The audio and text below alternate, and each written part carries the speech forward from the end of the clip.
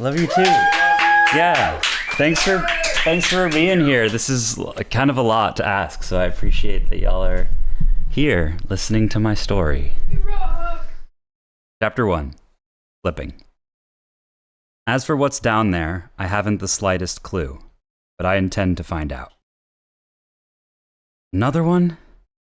Miva looked up from a neat stack of papers on her desk, visibly rattled. She held a glass of cold lemonade just above the table, halfway to taking a sip. How old was that boy? 5 kill arrests, said her companion. Oh no. She set her glass back on the table with resignation. That's about Leva's age. I wonder if she knew him. A short pause. Maybe this will finally make her and Fid realize how dangerous a full slip really is. Leva's friend considered how often they saw Leva sneaking around corners in the market district, tugging her small-statured friend around by the wrist and sitting on the porch for her elder's lecture. I wouldn't get your hopes up, Mev. Leva, I just want you to know that I'm the only one in all of Bilia who thinks you're onto something. 2 pairs of feet paced around a patch of wild grasses, searching for a perfectly flat spot. There was no response, but Fid didn't need one to keep going. It's foolish, they say. It won't work, they say. It's not supposed to work yet, Fid. This is just an experiment. Leva waved her hand in his general direction, unwilling to be distracted from her search. That was enough for Fid. You're right. Well, let's go over it one more time. Slip lemons? Check. He looked over to Leva as she prodded a hefty tuft of dew wheat. Do we need any other supplies? No, Fid. Newly barefoot, Leva tossed her shoes to Fid. He caught them unconsciously, toeing off his own shoes and stacking both pairs together. Great. Supplies? Check. And the plan? I'll go upside down and slip, but only to my ankles, so there's no danger. You count and give me 2 taps when I should come up. Before Fid could respond, Leva popped a tiny slip lemon into her mouth, cartwheeled into a handstand, and closed her eyes. As she readied herself, the soft lines of Leva's upside-down face contorted into a cramped frown. Fid snickered at her attempt to concentrate. Leva repressed her own smirk, both cheeks twitching with effort, but a moment later, she let her shoulders drop, erased her face, and focused. Leva's hands sunk into the ground. The rest of her body followed, until all that was left on this side of the world were the balls of her feet, pointing to the sky. Fid hopped to it and started at slip counting with a matched look of concentration. He swallowed a slip lemon just under a quarter the size of Leva's and let his left foot sink into the ground. Then he waited. After some time, the ground surrounding his foot started to transform, as if the dirt was dancing from gas to liquid to solid, though Fid knew that it wasn't the ground that was changing. Unslipping always felt so bizarre. Once his foot was properly stuck in place, he ate another quarter lemon and immediately activated it to free his foot again. Okay, after I go through this one, she gets 2 more, max, said Fid, tone stern. There was no response, but again, Fid didn't need one to keep going. He repeated the process twice more, exacting with his slip lemon measurements. The moment the 4th quarter lemon wore off, foot stuck solid, Fid leaned over to Leva's toes and gave 2 taps. Leva stayed put. 2 more taps. Leva shook her feet no. Just a little longer, Fid. 2 more taps, harder this time. Leva's feet all but rolled their eyes. Then the right one wiggled a bit, swung back and forth from toe to heel, and picked up some momentum. Leva's body followed it, flipping out from under the ground in a half circle around her foot fulcrum. Fid fixed her with a look, unimpressed by her acrobatics. Fid ate another lemon and freed his foot. You know I'm all in, but that was a little close, he pointed out. Leva dipped her toe back into the ground, grinning, and swirled through the neighboring grass with a flourish. No way! The slip still hasn't even worn off yet. Plus, I've got my reserve, so even if it had, I wouldn't have gotten stuck anyways. You know reserves are for emergencies only! Fid knew that Leva knew that and chose to drop it. Regardless, I see you're empty-handed. Rude. She crossed her arms in a huff. At first, when I unslipped my hand to grab a Romani worm, I just got stuck. Then I semi-slipped my hand and got one, but I forgot to semi-slip the worm too, so it just got crushed between my hand and the dirt. Leva's hand circled an imaginary Romani worm, then curled into a fist. It was gross, by the way. So if you had just given me a bit more time, I definitely would have gotten one. Try again tomorrow? Her gaze was hopeful and certain. Fid couldn't help but smile. Fine, but the first one you catch is mine. Chapter 2, Full Slip. How can the other billions be so aversive to discovery? They think me curious. I think them boring. So I've been thinking. That's a first! The quip was immediate. Fid had lots of chances to practice, and he was finally getting his timing down. Hilarious, Fid. Leva, silence, poked her toes into the dew wheat and switched the silky fronds to and fro. She tended to fuss with anything around her, as if her mind was racing out of her body and into her limbs. Fid sat back into his own grass patch and waved Leva on. Okay, she started again. So you know how Koji went missing? Everyone's saying that he full slipped and fell to the other side of Romani. Yeah, that's what happened to the others too. Fid already knew Leva was about to disagree with him, her elder, the village chief, and the rest of town, just like usual. But I don't get it. He was right. If everyone who full slipped just fell through Romani, why wouldn't they just do it again from the other side of the world and come back? Demonstrating the idea, Leva drove her finger into the dirt, paused, then quickly pulled it back out, made a clicking sound and pointed it to the sky. She looked from her finger to Fid and raised her eyebrows inquisitively. I don't know, maybe they couldn't aim themselves back here? Fid thought of the pickled cream his grand-elder insisted on serving with dinner. Or maybe it's just better over there. Maybe, but there have been dozens of full slip disappearances, Chances are someone would have made it back to Bilia. With that, Fid sat up. All right, let's hear it. A tiny creeping fern, young enough that it didn't know how to avoid Romani cloth, had started to braid vines into Fid's trousers. He gently undid the twists and poked them back into their root ball. Hear what? Your theory and your experiment. I know you already have both. Wait a... Leva didn't have the chance. We've been best friends for 4 killer rests, Leva, he scoffed. You're wasting precious lemon clicks before the rest horn sounds. Let's hear it!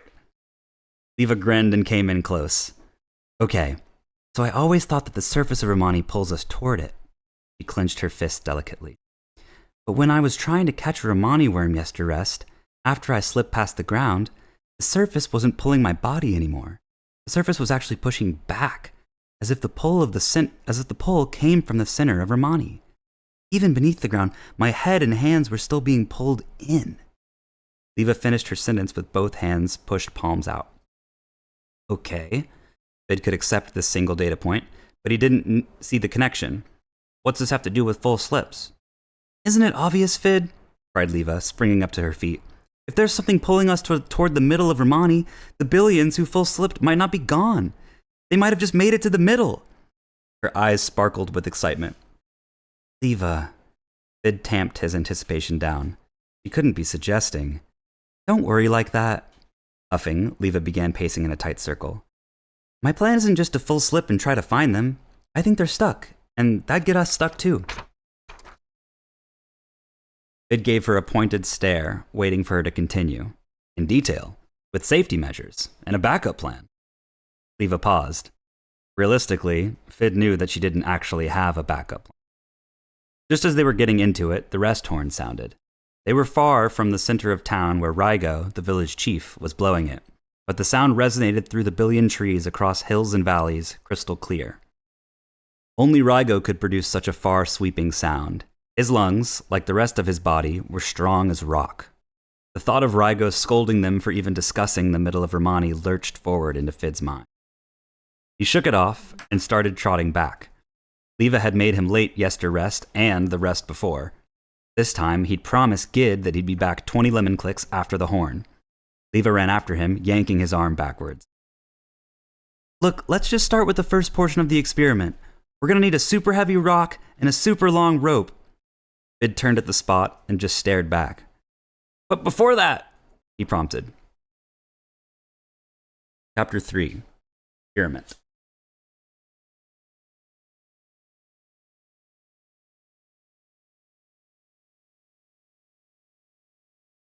My plan is so simple that it feels outrageous to even document it. But it makes sense. I'll eat and hold as many slip lemons as I possibly can. Then I'll full slip. I believe that when I do, I will fall toward the middle of Romani at an extraordinary speed. This next part is key. Once I get to the center, I will not stop slipping. I'll maintain the full slip until I pop out of the other side of the world. My small concern is that I will end up inside a mountain on the other side and won't pop out at all. That should be fine though. I can just semi-slip my arm free to re-up on lemons and come back. If I unslip at all during the journey, I may not be able to make it all the way home. Woohoo! Got one! Leva paraded around triumphantly. Then, imitating the creature in her palm, she wiggled over to Fid and dumped the prize into his waiting hands. Gross! Fid accepted the worm with a loose grip as it squirmed.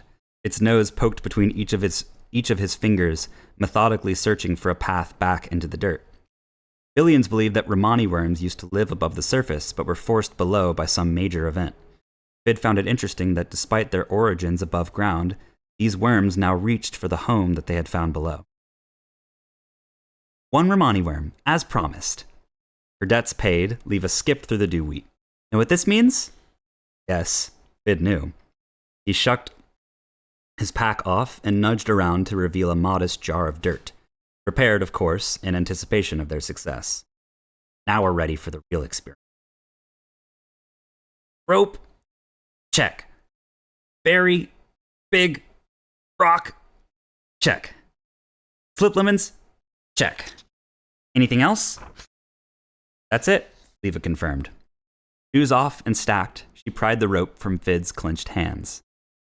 And can you walk me through the rope thing again? Obviously you need to slip the rope so that it can move through the ground with you, he said. But when you do that, won't the rope just slip off your foot? Leva began setup. She tied her best slip knot and cinched it down tight, one end around her ankle, the other around the rock. We went over this when I grabbed the worm. I'm going to semi-slip my body and semi-slip the rope. That way, the rope will still be slipped enough to move through the solid ground, but unslipped enough for it to stay on my foot.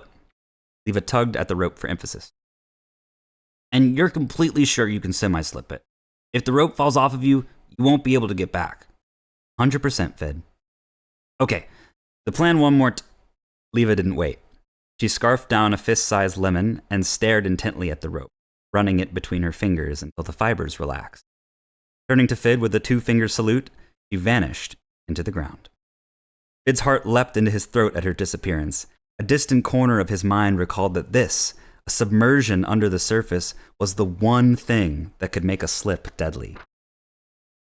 He could barely follow the pile of rapidly unraveling rope. The slack was gone in no time, and he watched, entranced, as the rope stretched to all but a thread.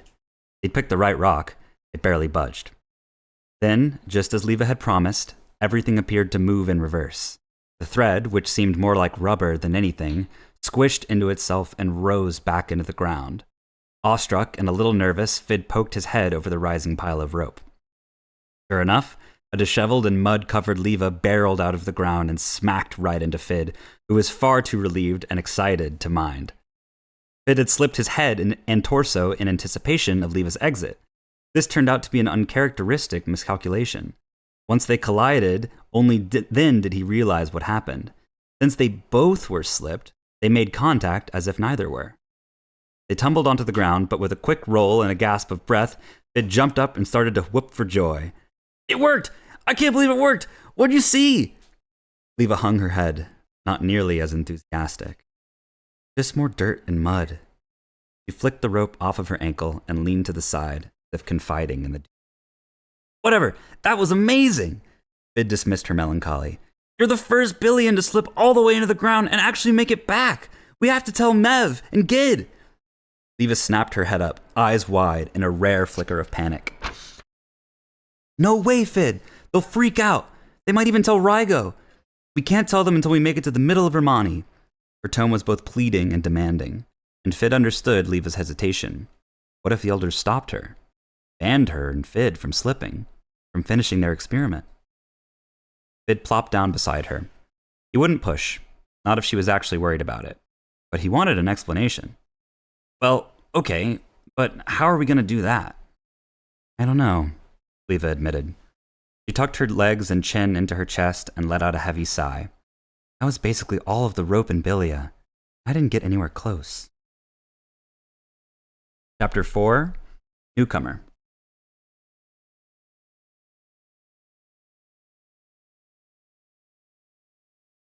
There is no test or trial run with this plan of mine. It's all or nothing. How do I know whether to go through with it? Ever know? Billion History Pop Quiz. Question 1 was, what is the name of the primary elder of the classmate sitting to your right? How do you know? Fid's primary elder's name is Gid. I know because Fid is my best friend.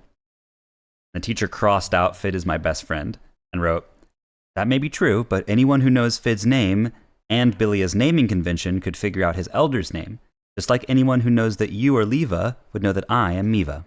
Why does Romani stay still?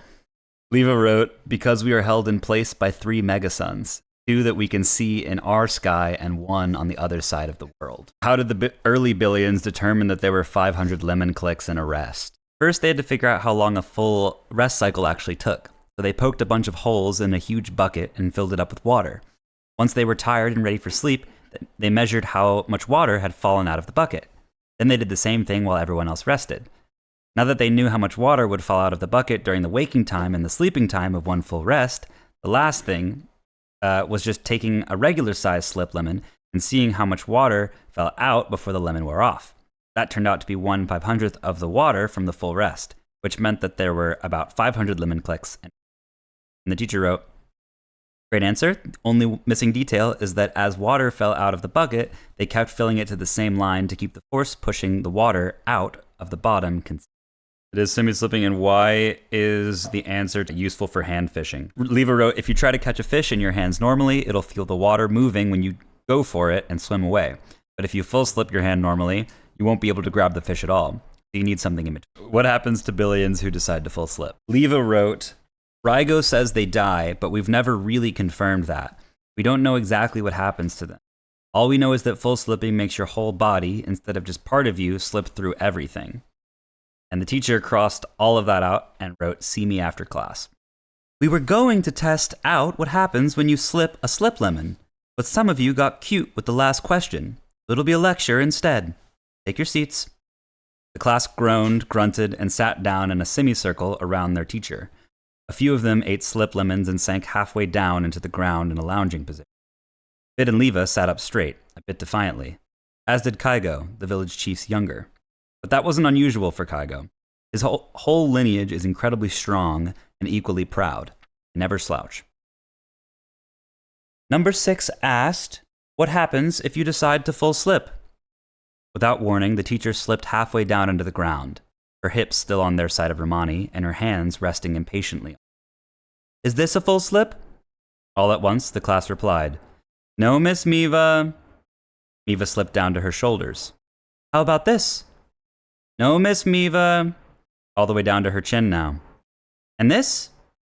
No. Now, I am not going to slip any further. Why? Silence. Miva let out a gentle sigh. She dropped her underground shoulders, and her concerned eyes met Leva.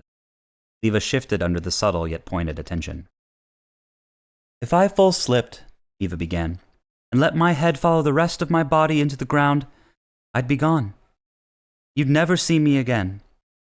No response from the class, but no surprise either. All of Bilia would wonder why I chose not to be here anymore, for I surely knew what would happen. Your elders would worry that you would follow me out of example or curiosity, or out of hope to save me.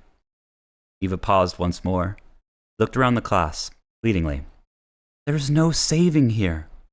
Of the dozens of billions over dozens of kill arrests who full slipped, no one has come back. We haven't found a trace of them. If you full slip, you don't return. With just her head visible, Miva's words seemed to carry more weight. It was an easy scene to picture. Just a slip of the head, and she would be gone. Miva craned her neck to view the 2 megasuns hanging in the billion sky, then looked back down at the class, intently holding eye contact. I'm not trying to scare you all, just to warn you, I know that it can be so tempting to... In a flash, something eclipsed both suns, and a shadow ran across Miva's head. Her awestruck eyes darted back and forth from her students to the sky. The class turned to look and were rewarded with the most peculiar sight. Something was flying toward them. It was too bright in the sky to make out very much about the flying thing, but they could certainly trace its rather large body. The only other flying creatures they'd encountered before were insects. This was 100 times easily the size of a grown billion, and it was barreling toward them.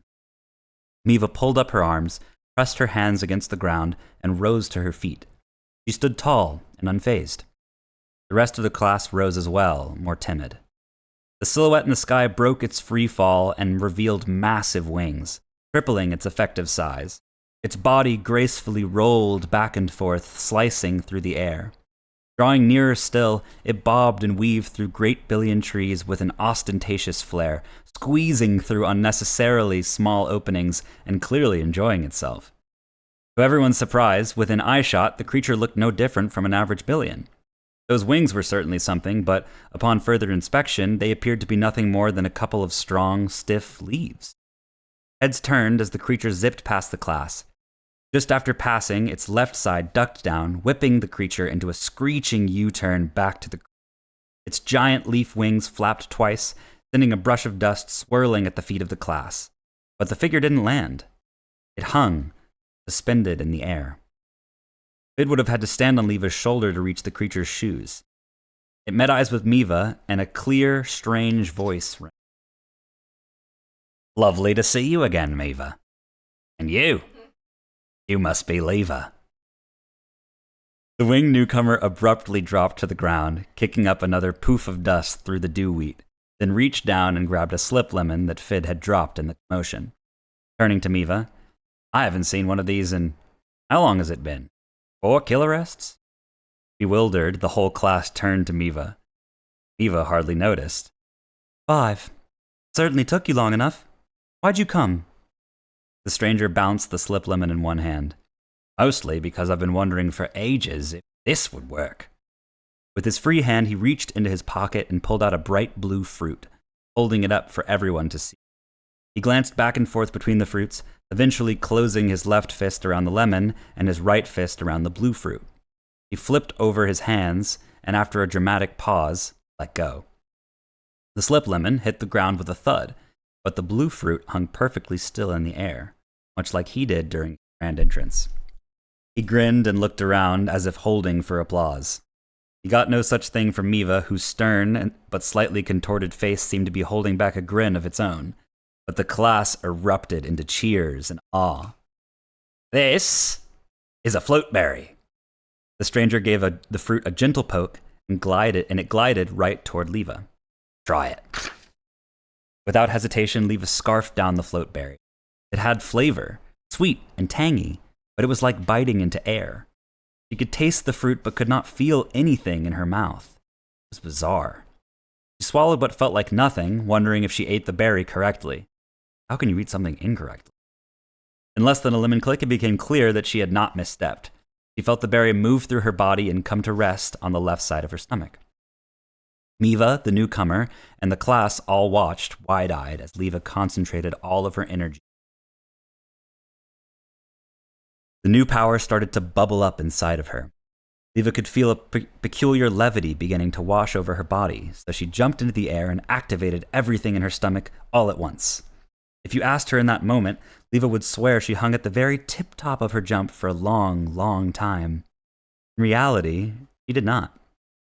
Leva somehow realized what would happen next, far before anyone else could react. She leapt to her feet and shouted, "Unslip! Leva, unslip now!" As Romani pulled back on Leva back from her jump, she closed her eyes and braced for impact. But force of solid ground did not come, and in an instant, Leva had already slipped down to her shoulders. Her brain, caught between too many inputs, finally processed Miva's shouts. It was too late. Leva's whole body had already slipped beyond the surface. Miva darted over and dove into the ground headfirst with arms outstretched. She slipped as far as she could possibly go with just a toe poking out of the surface. Reaching every inch of her body down into Romani, Miva's semi-slipped hand met Leva's. "Hang tight," Miva cautioned. Her fingers tightened around Leva, heart thumping out of her chest. If you don't slip any further, we can just dig you out. Leva was unfazed, despite the commotion above and beside her. With a shrug, she ignored her elder's suggestion and started climbing up Miva's body, back toward the surface. She slipped through the dirt with ease, while still keeping herself unslipped enough so that she didn't pass through Miva, who looked absolutely stunned. Leva beamed at her elder. Now, with all that semi-slipping right in front of her primary elder, the worm was clearly out of the hand, but Leva still wanted to keep her abilities a secret from the class, at least, so she ended her climb just before the surface. Leva poked her head from the ground, hanging limp as Miva pulled her out like a farmer would a carrot. When all of Leva emerged, Fid tackled her, teary-eyed. I'm fine, squeaked Leva. It wasn't all that different from their experiments, really. Fid, I'm fine. Seriously, you're crushing me. With those assertions of safety, the class let out a collective breath. Whispers became murmurs and hushed cries as the youngers processed Leva's unintentional full slip. And right after their lecture, too. The newcomer was visibly rattled. His eyes skipped between Leva, the unassuming ground, and an increasingly concerned Miva. Sorry about that, kid. I wasn't thinking. Leva looked up at him, hard-eyed over Fid's shoulder. We're trying again tomorrow. Chapter 5. Floating. I've spent enough time floundering. I'm going to do it in 7 rests. I can't wait to tell Rygo. Leva, Fid, and the newcomer, who is called Pava, sat around Miva's breakfast table. So, why is Leva the only one that might be able to use floatberries? Fid asked. Miva walked over with 4 glasses and a pitcher of lemon juice, then sat down opposite Fid and Leva before responding. It's a bit complicated, but I suppose it's time we brought you all up to speed. Fid, I'm telling you this because I know Leva will just do it anyways, but I'd like you to keep it between us, okay? Okay. Then a deep breath in. You know that billions have the power of slipping and that we can only slip after eating a slip lemon. Fid and Leva nodded. And you know that in other parts of Romani, there are civilizations whose people cannot slip. Fid interrupted. Is that not just because they don't have slip lemons there to unlock the power? Almost, but no. If someone without the power to slip ate a slip lemon, it wouldn't have an effect. The power has to be passed down through one generation. If an elder eats a slip lemon in the 30 rests between turning 15 kilorests and giving birth to their younger, then that younger will be able to harness the power of a slip lemon. All present billions can slip because our ancestors have eaten slip lemons for ages. Our elders had no power of their own, but by eating slip lemons, they bestowed the ability to slip upon their youngers, who bestowed it upon theirs, and so on. So, you must have eaten a floatberry when you were about to have Leva. Yes, Fid. Floatberries, and all fruits of Romani, we assume, work the same way. That's where Pava comes in. We met on my one and only journey away from Bilia a long time ago. You left Bilia? Gasped Leva and Fid in unison. Pava had clearly been looking forward to this and jumped at his chance. Yes! How could she become the great teacher she is without going out into the world and first learning from it? Evas are all explorers, right, Maeve? Turning back to the youngers. Miva, and now I, with a dash of pride in his voice, are the only ones who survived the journey between Bilia and where I come from. We met on her way home from the great ascent of the cliffs of Madras. When I found her, she was down to her last lemon, exhausted, frail, on the brink of death. Oh, don't be so dramatic, Pava. She was 5 or 10 rests away from the brink of death, so we got her fed and clothed right away. It was extremely generous. We became good friends. Turning toward Leva, Pava continued. But then your elder turned the rest. Which would be 30 rests after or before I was born. Right. 30 rests to make it back home to Bilia. 30 rests to eat a slip lemon and guarantee slipping abilities. And 30 rests to survive off of the float berries we sent her. The next morning, Leva stepped out of her front door to the most bizarre and spectacular. The airspace in front of her was dense with all sorts of contraptions. Hoops made of contorted branches dangled from the great billion tree. Leva-sized cutouts hung precariously in the sky. Smooth logs connected the peak of one tree to the foot of another. Large sticks stuck out of the ground 10 feet apart. There were vines to swing from, ramps to leap off, posts to balance on. What on Bilia? Said to herself. Pava stood proudly, beaming at what Leva could only assume was his hard work. For your training. He stepped aside and revealed another magnificent surprise. 2 leaves, easily the size of Fid, reinforced with twigs and twine. Arms out, please. He fastened the first leaf to Leva's left arm. He almost toppled over. I can barely hold this up. We'll work on that. Fastening the right leaf. Other than the white, how do they feel? Awkward, but pretty good, I guess. Seems like they fit. Like it. It's been rests, Fid griped. Don't you think you'd be better off letting me watch you on the training course? I can't float, but I bet I could give you some solid pointers. Absolutely not, Fid. You can see me in action once I've got it down. Plus, I don't want you knowing much about the course. Then it'll be more like the real thing when we're floating through it together. Leva and Fid sat together, kicking their feet on a tree branch of respectable height. Yeah, I've been thinking about that. Considering you can't even float yourself through the course right now, I don't feel great about my chances of getting past that exercise unscathed. Putting your best friend in danger isn't particularly best friendly. Can't you bring a big rock or something through the course instead? You know why I can't do that. I need this to be good practice, as close to the real thing as possible. If I'm flying out of Romani with one of the lost billions, they'll be semi-slipping as I float them. So when I practice, whatever I'm carrying needs to simultaneously float and semi-slip. I can only do one of those things at a time to another object, so I need something that can slip itself while we float. Can a rock slip itself, Fid? All right. I'll do it once you're ready, but only if you acknowledge how useful I'm being here. You are being more useful than a rock. Objectively true. I'll take it. Lowering his voice a bit, Fid glanced around. One other thing I've been thinking about. The middle of Romani might not just be stone and dirt. What if you come across an evil villain, or find treasure, or run into a pool of lava? Someone say Pava? Leva and Fid jumped, reflexively catching themselves against nearby tree fronds. Pava popped out from around the trunk and struck a pose. I know I'm fascinating, but you youngers shouldn't be talking about me all the time. Of course, I don't mind. In unison, no one said Pava. A few rests later, Leva showed up to class positively beaming. Fid knew exactly what that smile was about. Dread and excitement danced through him, and he fought the urge to squirm into a sitting position. The session's lecture explained why slip lemons have no distinct taste. Fid couldn't understand how Miva managed to turn that topic into a 60 lemon click long diatribe, and he certainly wasn't interested in it. But he wasn't in a position to argue about curriculum, and the lecture was keeping a certain someone equally trapped, so he kept his face pointed straight ahead at Miva. Leva's gaze was crackling the back of his head, burning him with excitement. Face forward, he told himself. The trick was not to make eye contact. No matter what you say, I'm not ready for you to sling me through that death trap. So, class, if you're ever feeling spiteful about the tasteless slip lemon, just remember that you have your ancestors and their sensitive palates to blame for tossing away the sour ones. We think tasteless lemons are better for slipping anyways. Taking a deep breath, Fid closed his eyes and held still as the rest of the class packed up. Predictably, Leva did the opposite. She leapt from the ground, swept up Fid by the armpits, and made for the training course with him.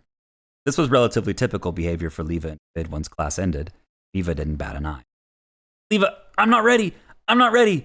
Fid jostled back and forth with Leva's pace. But I am, Leva shot back, slightly out of breath. Which means you are. Don't you trust me? Okay, great. Pava went looking for materials to make new wings for himself. He says the old ones aren't positively beautiful.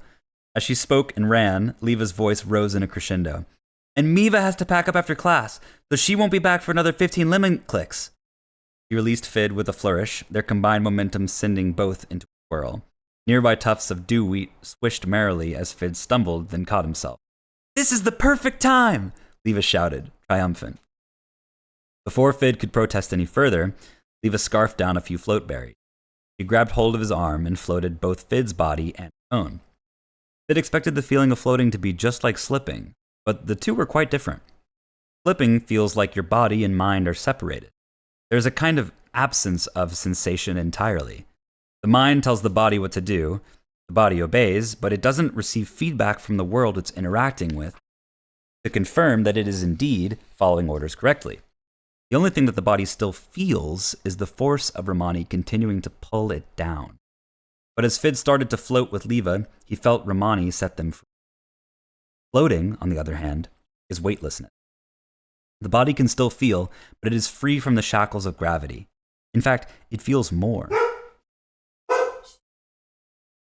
It can move more quickly, more smoothly than its old self. Your first float is like trudging through quicksand all your life, and then suddenly you're on solid ground. Giddiness superseded reluctance, and Fid popped a lemon to semi-slip his whole body. Leva wasn't the only younger in Bilia who could semi-slip these. Fid felt quite good about that. The skill clicked for him a couple rests ago after imagining semi-slipping as elongating the state the body is in during the final moments before a slip wears off, just between slipping and unslipping. Get on! Leva fastened her weight faster than Fid could process his floating experience. Fid did as he was told. He had a lot more to ponder, but this moment was for doing, not thinking. In no time, they were off. The two of them soared into the sky, certainly the youngest, perhaps the only, Billions to float and slip at the same time. Where are you going? Fid yipped. The first obstacle is down there. That can wait a second. I want to show you something. Leva took Fid higher. First, the suns poked through broad leaves, then the tree line fell away, and in barely a click, they burst into the sky. Everything that Fid took in was brand new. Of course, he was aware that due north, water stretched as far as the eye could see. He knew that roofs of all of Billion houses were bright yellow. He'd been told that the canopies of Billion trees were as thick as clouds, but how could he possibly have imagined what it would all look like from up here? It was spectacular. Then, it was over with. Suddenly, Leva tucked in her wings and nosedived toward the first obstacle. Yelling back, "You ready?" Tears flew off the side of his face from the wind. Fid gulped and gave her a pinch. Yes. Having gained great speed, the two of them zipped through the first hoop. Leva tucked her left shoulder down, inching them over, and they whizzed through the next. Then a hoop to the right and left, and back to the center with a snap. Then she flapped her wings twice, slowing them enough to kick off a nearby trunk with her left foot. With each pivot, Fid focused on keeping his center of mass in line with Leva's, no matter how she twisted. Leva glided for a moment, then grabbed a branch above them and flung them in a loop-de-loop around it. Still with a bit of speed, the two of them squeezed straight down through a hole no wider than their shoulders, right under the branch. With a two-footed kick, Leva sent them speeding backwards off another well-placed tree. Straight ahead, 10 hoops formed a kind of tunnel, each smaller and slightly lower than the previous one. Leva and Fid spun through each hoop with ease and popped out over a slick log that laid slanting down. Flaring her wings, Leva cut their speed once again. She landed sideways on the log, and, keeping her weight, or lack thereof, forward and low, she and Fid started sliding down. They leaned against the log through twists and turns, picking up significantly more speed, even more than moments ago. Leva steered them with her wings as the log dipped down precipitously, went flat, then rose back up at the same angle, launching the two of them into the air once again. Extending her arm, Leva snatched hold of a vine, and she and Fid swung counterclockwise around the tree in front of them and ended up facing back the way they came. She let go, grabbed hold of another vine, and then, in a rhythm, swung from another. Another. At last, Leva launched herself from the final vine, cut speed, and landed gracefully upon an upright post that marked their finish line. Balanced on the post, Fid took a deep breath in. His moment of peace did not last long, though, as Leva wasted no time before slinging him along for a victory lap. For another short while, they flew gracefully, and later, gently, soared around the forest and back to the house. With little ceremony, Fid dismounted and held his head in his hands.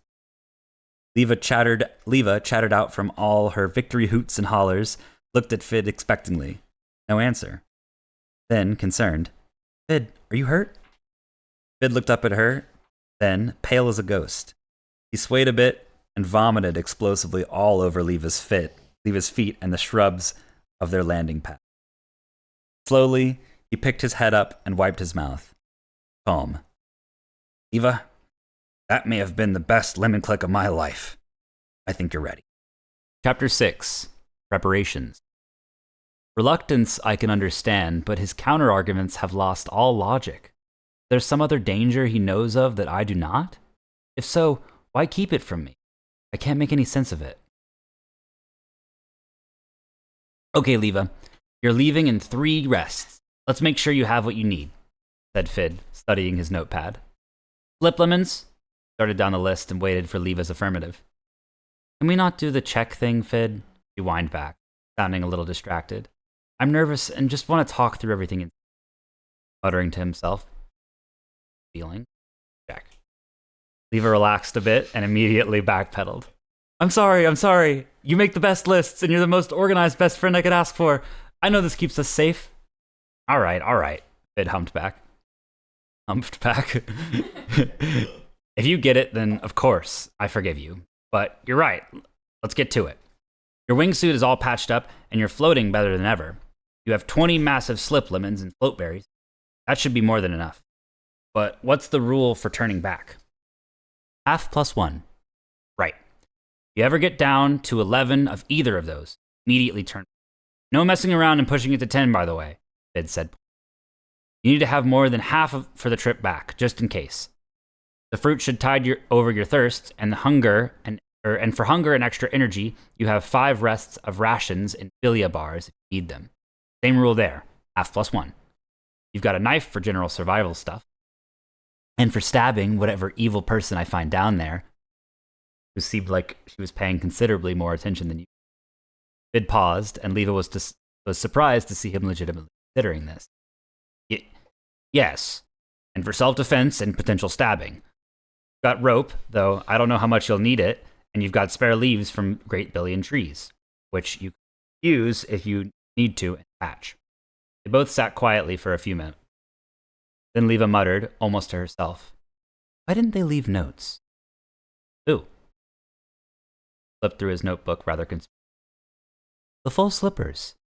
If I was going to try it, I'd tell you, or leave a note for Miva saying goodbye, or dig me out if I'm not back in a rest or something. Leva paused, remembering that she and Fid were quite literally preparing for Leva's slip, and that she wasn't planning to leave a note for her elder.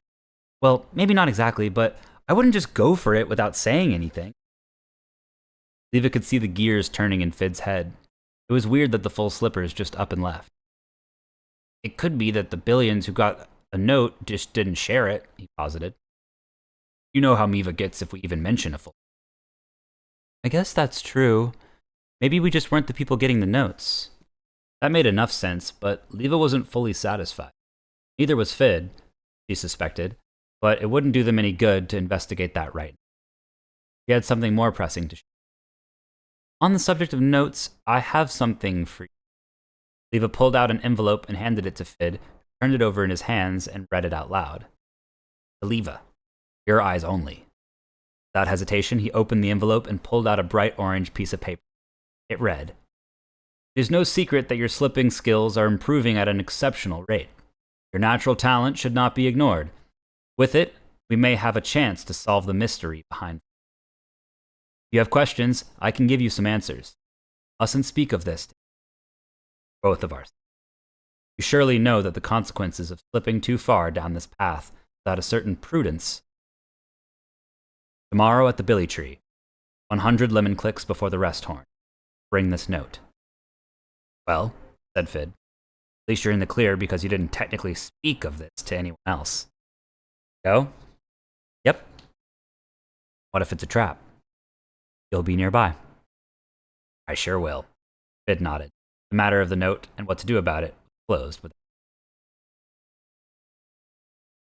When Leva approached the Billy Tree the following morning, the billions sitting under it could not have come as more of a surprise. The Billy Tree, known as the Grand Elder of all billion trees, is, by all accounts, the oldest living thing in Bilia. It sits in the base of a valley, but stretches far higher than all of its surrounding descendants by hills. Its waist is also quite massive. Leva actually measured it once, 12 and a half hugs around. A typical billion looked no more than a speck standing under the Billy Tree, but not Rygo. Rygo, The village chief was strong in all senses of the word. Physically, his frame boasted massive, towering height, thick limbs to match. In the annual Limb Olympics, no Billion has ever come close to topping Raigo. His lemon toss was typically 3 times farther and faster than the next best, and had respectable accuracy. Anyone unfortunate enough to face him in the lemon ball tournament always came back riddled with numb spots all over their body from slip lemons exploding behind the force of Raigo's throws. He was a strong leader, too. He used fear to command respect, and his decisions proceeded without question, except perhaps by youngers who did not yet know better. In much the same way, Raigo also held strong convictions. He was more certain than anyone else that full slipping was reckless, selfish, and foolish. All the reason why it was such a shock to see him sitting under the billy tree. For a moment, Leva considered whether he was there by coincidence, but shook her head. This would be an absurd time to be awake at all, let alone lingering beside their most honored elder tree. She stepped forward. As Leva came near, Raigo stood up, and when he did, Leva mused that if he held still, his enormous body could pass for a Billion tree itself. "Come with me," Raigo rumbled, straight down to business. "I have much to tell you." Raigo led Leva through the woods to his home, which sat upon a massive tangerine-colored boulder. He approached the door, turned back toward Leva, and made a shushing gesture. If Kygo is asleep upstairs, why would he bring me here to talk? But she was too wrapped up in her surprise to whisper the question aloud. They walked straight through the house and down the stairs to a long, cone-shaped basement that looked around 2 feet wide at the entrance, 50 feet wide at the end. Peering around, she saw that there wasn't much to Raigo's cave-like unfinished basement, except a massive rock that sat at the back of the room. "Okay." He said nothing else. "Raigo, why are we here?" "Because I have something to show you.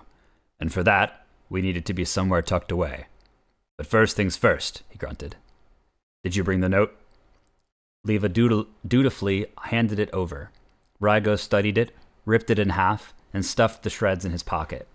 At Leva's curious look, he chuckled. She couldn't tell what was so funny. "Sorry, but if it came to light that I wrote this, there would be an uproar in Billia. You can never be too careful." Raigo was certainly careful. Every 30 lemon clicks on the night before Leva met him at the billy tree, he surveyed the entire area, presumably checking for a friend of Leva's who might be camped out nearby. Luckily, one particular friend of Leva's was even more careful. Fid had crept down to the valley on the rest before and found a remarkable hiding spot, inside the billy tree itself. Leva thanked their ancestors for evolving out of the need to breathe a long time ago. That would have made Fid's hiding spot much more complicated.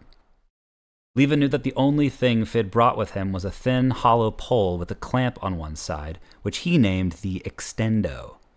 The Extendo was a brilliant little creation that functioned as a listening device, communication tool, and a means for simple evacuation.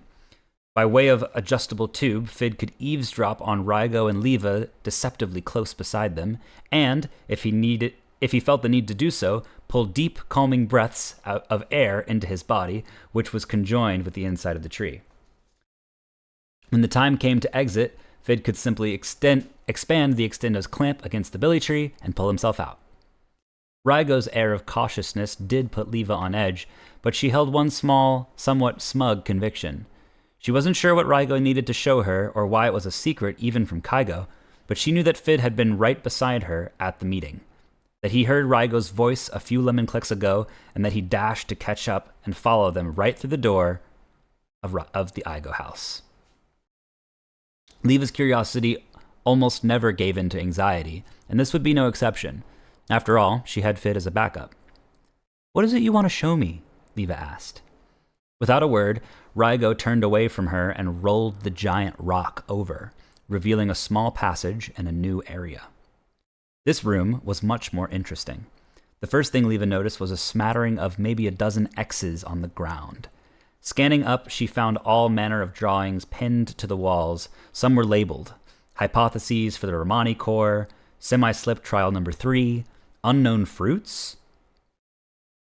"Whose are these? They aren't in your handwriting," Leva asked. She walked one way, then another, traced a pattern of X's, and finally settled by a cluster of botanical diagrams. Moments passed in silence, and Leva began to rifle through a pile of notes. "Very astute, Leva," said Rygo. If she had been less distracted by the room itself, Leva might have noticed that Rygo was much less aloof than usual. His tone was warm, almost gentle. "These belong to one of the most brilliant billion minds of our lifetime. Surely you've heard of Kua." "Miva's mentioned her in class, but I don't know much." Leva turned back to Rygo, rolling her eyes and making air quotes. "Curious Kua, another billion, a close friend of my elders, who full slipped and was never seen again." Rygo met her answer with a small shake of his head. "What you don't know is that Kua should have been chief instead of me." Surprise set Leva's mind awhirl with questions, but Rygo did not pause this time. "We built Billia up together. She the brains, I the brawn. She was inquisitive, passionate, and of course, hell-bent on solving the mystery of what Romani holds in its center. More than anything, though, she was revered by all." Rygo took a step toward Leva. "When she disappeared, Billions finally abandoned the notion that we should look for answers inside Romani," he said, voice incrementally more forceful. The soft stone absorbed small echoes, and Rygo sounded solid and sure. "Full slipping was no longer worth the risk, for surely if the magnificent Kua could not find a way to survive it, no one could. After all this happened, Billions looked to me for answers. Of course, I desperately wanted to continue Kua's search," Rygo offered a shrug. "But I was already known as the pragmatist, the one who knew how to make us use what we had, not go searching for more. So," he took another pointed step toward Leva, "I denounced full slipping in order to build stability and consensus in Billia." Hearing that, Leva leapt to her feet in protest.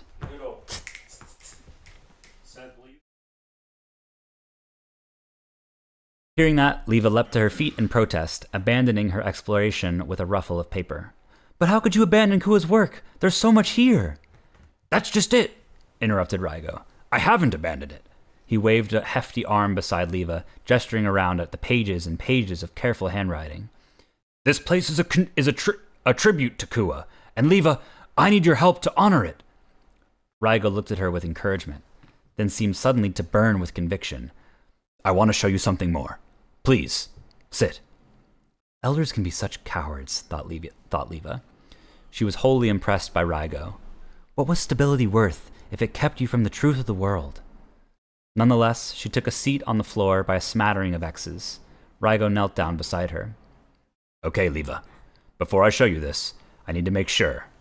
You didn't show the note to anyone?" "Right." "And you told no one about it?" "I did not," said Leva, confident in their loophole. "Nor did you tell anyone where you were off to this morning?" "Right," she lied. "Very good," Rygo nodded. "I'm sorry to belabor, but as I mentioned, you can never be too careful. On to better questions." He looked directly at Leva. "You feel the same drive for answers that Kua felt, am I right?" "Yes." "And surely you've made some attempts to break the surface of Romani," Rygo continued, his expression implied into the answer. She had seen it on Miva's face countless times. Leva hesitated, and nervous energy bubbled up in her stomach. "Why are you asking all of this?" she returned, avoiding the question. Rygo sighed and turned slightly away. "I just need to make sure that you are prepared, ideologically and perhaps physically. I'm not going to get you into trouble, so let's try again," he growled. "You have, or you're not ready?" "Yes," admitted Leva. "I've tried to go into Romani, but I haven't made it that far." "How far?" Rygo prodded. Leva wondered how Fid would answer. She opted to dodge the question with a true story. "Last week in class, I was trying to use the new fruit that this newcomer, Pava, brought, and I accidentally burned my lemon reserves and full slipped. It took me a second to realize, and when I unslipped, I was already a few feet underground. It wasn't a big deal. Miva pulled me out." Leva shrugged. "I want to go farther, though." "Yes, of course you do," Rygo agreed. "This is quite helpful. One last question. Semi-slipping. The youngest Billion to do it was twice your age, but since you've been learning so fast, I have to ask, are you able to semi-slip?"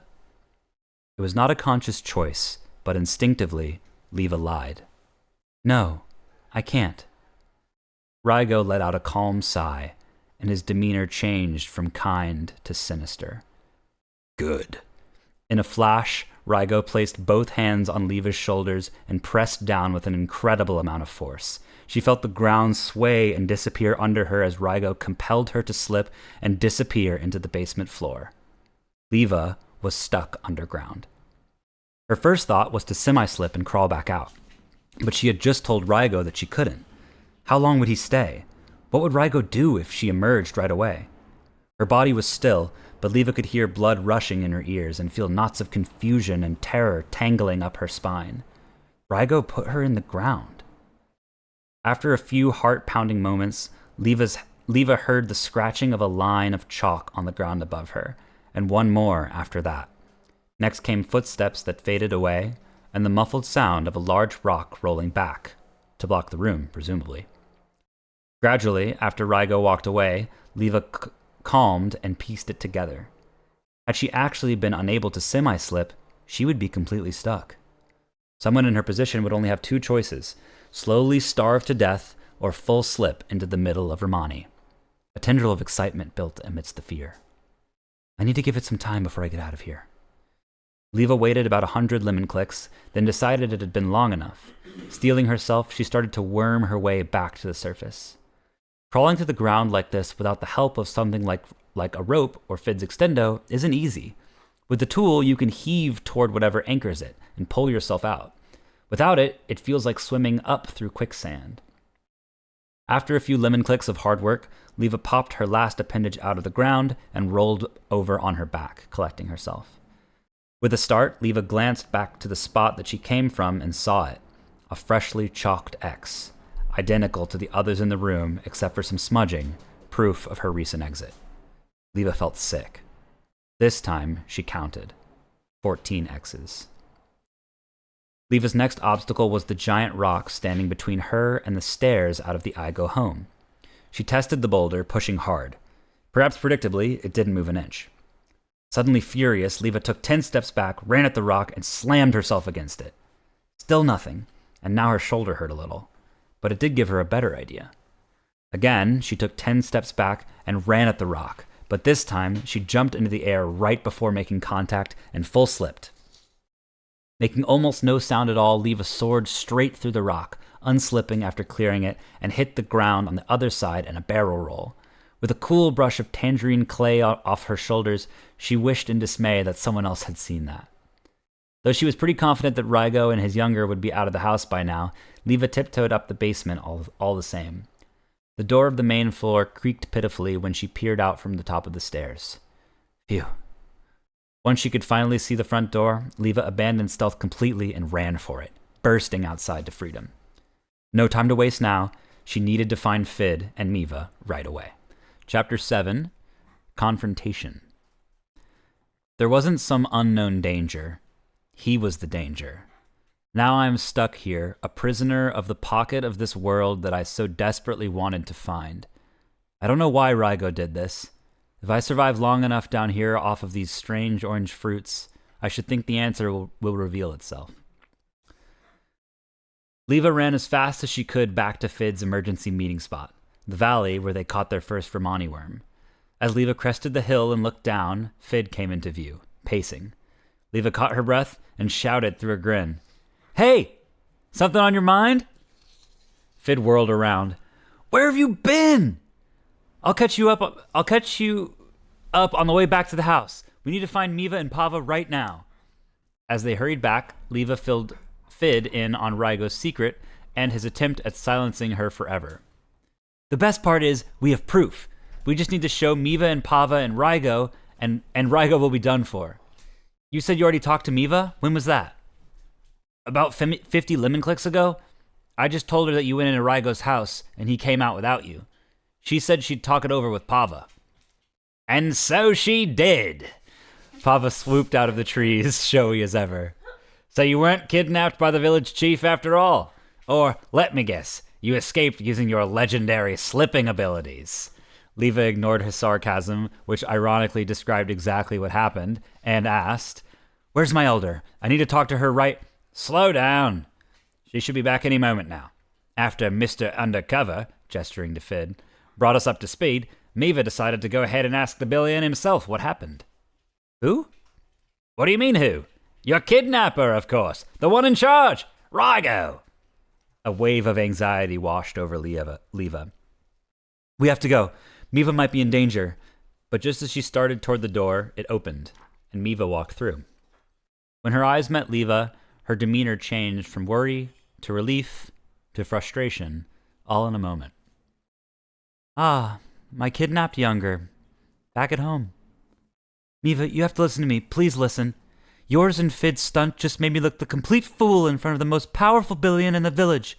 I'm sure you would have another fantastical tale to tell me. So what is it this time? How did you escape from your kidnapper? Leva had never seen her elder this way. Stammering, well, what happened is, go on. And Leva told everything to Miva, whose expression was virtually blank. You have to trust me. I'll prove it. I can prove it. Let's go to Rygo's now, before he has time to destroy the evidence. Leva expected protest, but instead got resignation. Miva sighed. Okay, Leva, we can go, and you can show me.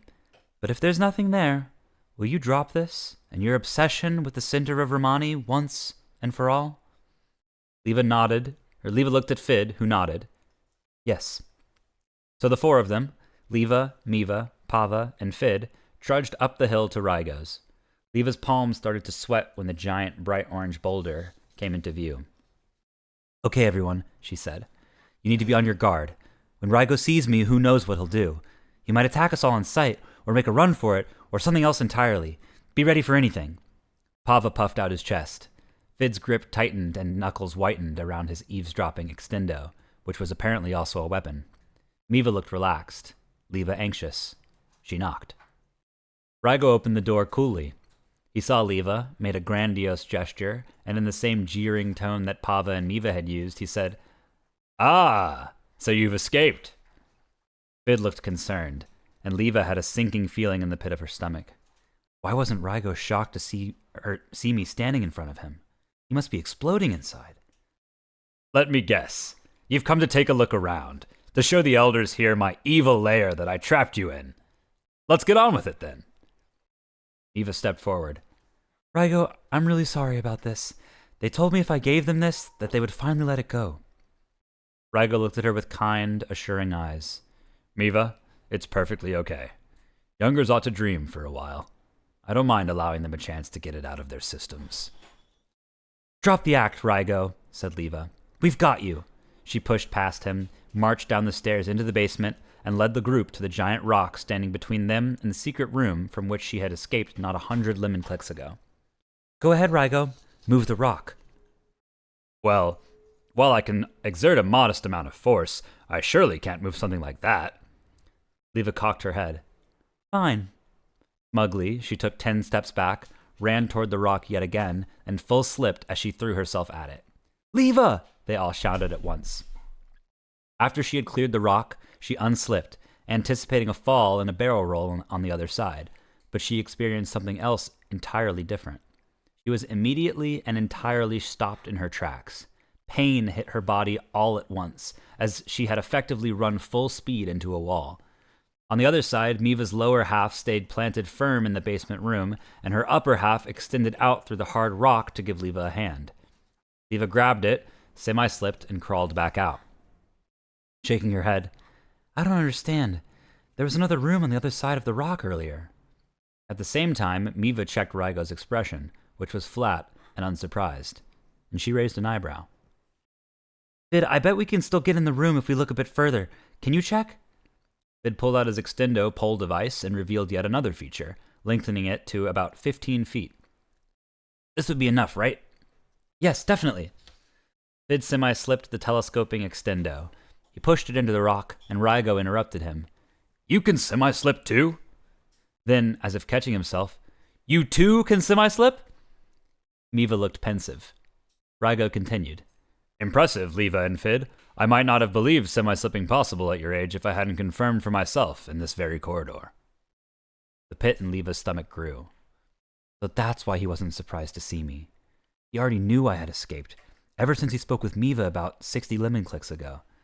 He probably went to my ex on the ground and checked for me below the surface, and when I was gone, he would have realized I semi-slipped and escaped. But still, there's no way he would have had enough time to cover everything up. Fid slid the pole into the wall as far as it could go and looked through the hole. Leva, I just see more rock. What? No, that's impossible. Let me check. Sure enough, there was nothing to be seen peering through the pole. This doesn't make any sense. It was here. Let's try another spot. Leva. What, Fid? He went quiet. Rygo broke the silence. Maybe I can help. Leva, why don't you tell us exactly what happened earlier? Snarling. You entrapped me! You tried to kill me! Patronizingly. Tell us in detail, Leva. You wrote me a note on a bright orange paper, the same color as the rock outside. You told me to meet you at the Billy Tree 100 lemon clicks before the rest horn. Evidence. Perfect. Surely you still have that note. You made me give it to you, and you ripped it up. So that piece of evidence was quite conveniently destroyed. Very clever of me. Leva was fuming. Rygo continued. Well, what about this? Did you tell anyone where you were off to this morning? You told me not to in the note. The note again. Right then. I told Fid, and he followed us and saw the whole thing. Fid nodded. Rygo raised an eyebrow. The only one you told was your best friend, Fid? I'm sure you can appreciate that he is not the most unbiased witness. What about any elders? Miva? Pava? Leva gritted her teeth and shook her head no. My turn for a question, then. Where were you this morning, Rygo? Tell us, if you've done nothing wrong. Well, I was, just as you have said, here in my home. What billion would not be at that time? I was fast asleep. No, you weren't! You were with me! You've killed every billion that ever dug too deep into the secrets of the middle of Romani, and you tried to kill me! Enough! Miva interrupted. She pleaded. Leva, in the middle of Romani, there's only pain and death. Rygo, thank you for letting us into your home. I think at this point, this has gone far enough. Rygo had won them over, and he had inexplicably covered everything up in a matter of lemon clicks. Leva was absolutely crushed, but never broken. She cast an unwavering look over to Fid, who knew exactly what it meant. Leva was not going to stop until her questions were answered, and there was only one place to find those answers. It was finally time to go. Leva stomped her way home at a ridiculous walking pace. Fid and Miva jogged alongside her, and Pava floated forward just to keep up. Miva tried to block the way. Leva, I want to talk about... Leva brushed Miva aside and sent her elder a glare that could pierce a diamond. Leva, listen to me. Leva sidestepped her elder again, who moved back in front. They were almost dancing. Leva, I need you to give me a chance to explain my... Why would I? Why wouldn't... When you wouldn't give me the same thing? Leva, if you would just let me... You're supposed to be there for me. You're supposed to trust me. To believe me. I do! Leva finally let up for a moment. Miva went on. I believe you. Every word. I just couldn't let Rygo think I did. Leva shuddered with fear. Just hearing his name jerked her out of this moment and back into Rygo's inexplicably hidden prison. Then Miva pulled her younger close, tears in her eyes. Oh, Leva, you must have been so scared. Choking back tears of her own, Leva tried to muster up a courageous reply, but nothing came out. The fear and shock of what she had just went through not 200 lemon clicks before finally caught up to her, and she wept as her elder held her close. Fid and Pava shared their own, less familiar embrace. Pava patted Fid awkwardly.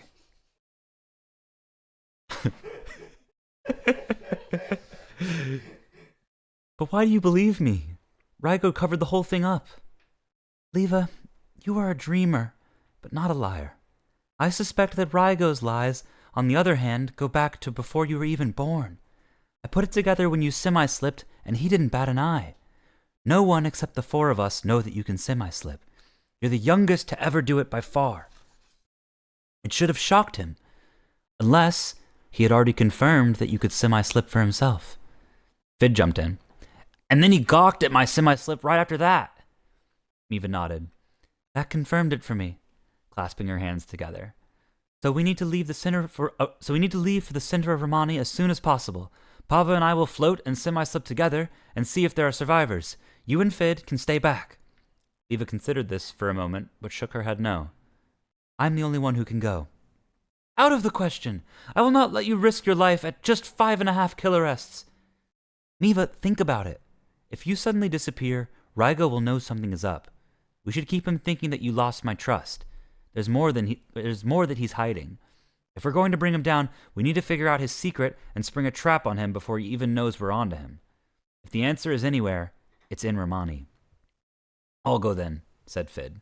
His voice shook a little, but he was serious, determined. I'll semi-slip you, and you'll float me, just like we've been practicing. Leva shook her head again. And what would we tell poor Gid when he asks why his younger is missing? Miva jumped back to volunteer her old friend. Pava can join you then. You'll just flip roles so that he floats you while you semi-slip him. Plus, he's an outsider. It wouldn't be strange for him to disappear and go back home. The problem is I can't semi-slip Pava. He's way too big. Pava looked a little relieved. Leva thought about how the same rule applied, not just to slipping, but to floating too. If she did find billions down there, she could only fully float those smaller than she when it came time to bring them home. That was a bridge to cross if she came to it. Fid cut in. Wait a second. Why do we move on from me? Sparing my elder the worry isn't a good enough reason for you to go at this alone. I'm going. A bit more protesting from the Evas ensued, but eventually the group acquiesced. The elders would stay on the surface and feign ignorance, while the youngers, who were the only ones bold, clever, and curious enough to start peeling back the layers of this mystery in the first place, would go. Fid had already packed his bag rests ago. Chapter 8, Into Romani. I foraged the last piece of orange fruit.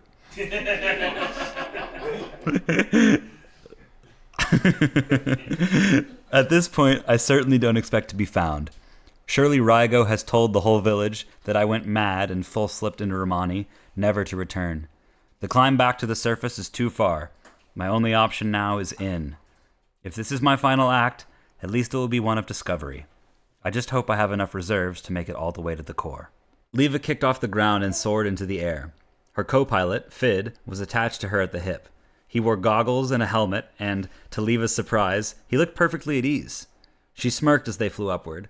She knew that no one, neither Fid nor the elders watching anxiously, were questioning why she was flying the wrong direction. Romani is down, but this was a big moment. It deserved a bit of a spectacle. Fid had done his checks earlier. Fid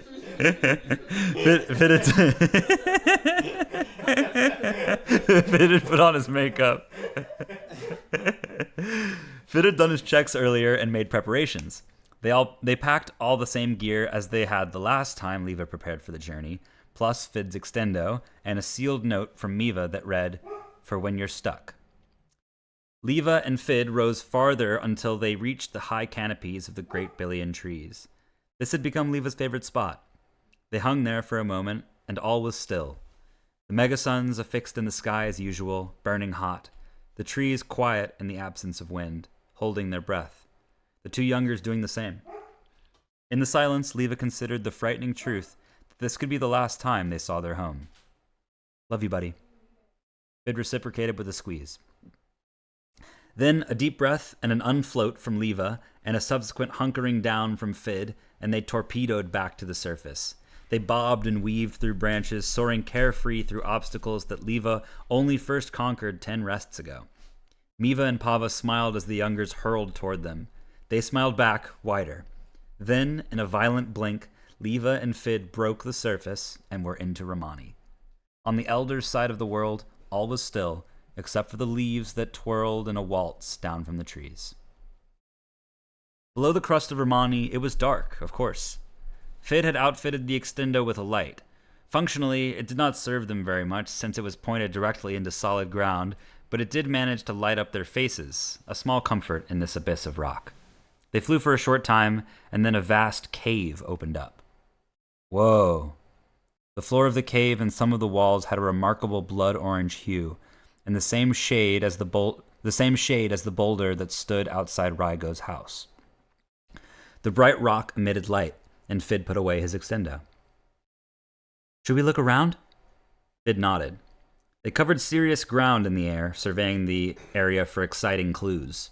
What they found was much worse. They turned the corner and saw it. Saw him. The boy, their age, who had disappeared some 50 rests ago, lay face down on the bright orange rock. Fid and Leva glided gently toward the boy. His name had been Koji.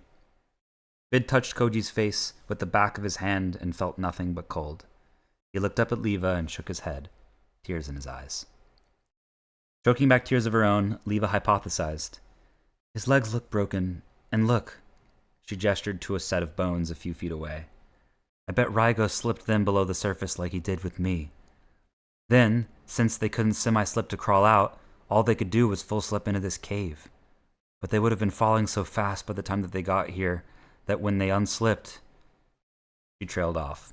The thought of this boy's brutal crash too much to bear. The two briefly considered what to do next. They could go back and report this to the group, float up into what was likely Raigo's lair, or they could press on. Ultimately, Koji's fate didn't change that much for them. Raigo still had plausible deniability and far more trust than Leva and Fid, and the billions trapped farther in might need their help, urgently. But first, Fid noticed something. Hey, check this out. Holding up what looked like an orange slip lemon. Have you ever seen something like this before? Leva shook her head. Fid turned it over in his hands, shrugged, and started peeling. The color of the flesh beneath matched the orange of the peel, and as he ripped it open, he noted how this fruit smelled sweeter than a lemon, but sharper than a berry. It certainly looked more lemonish, and he wondered if eating it would do the same thing as eating a slip lemon did. Leva wondered the same, and held out her hand expectantly.